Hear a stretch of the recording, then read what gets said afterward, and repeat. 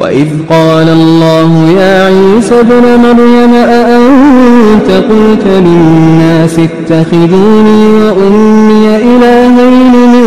دون الله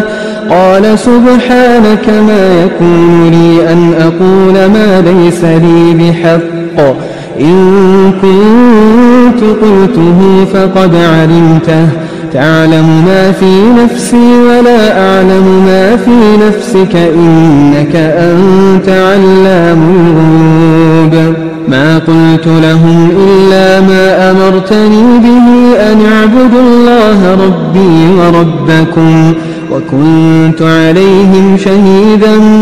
ما دمت فيهم فلما توفيتني كنت أنت الرقيب عليهم وأنت على كل شيء شهيد إن تعذبهم فإنهم عبادك وإن تغفر لهم فإنك أنت العزيز الحكيم قال الله هذا يوم ينفع الصادقين صدقهم لهم جنات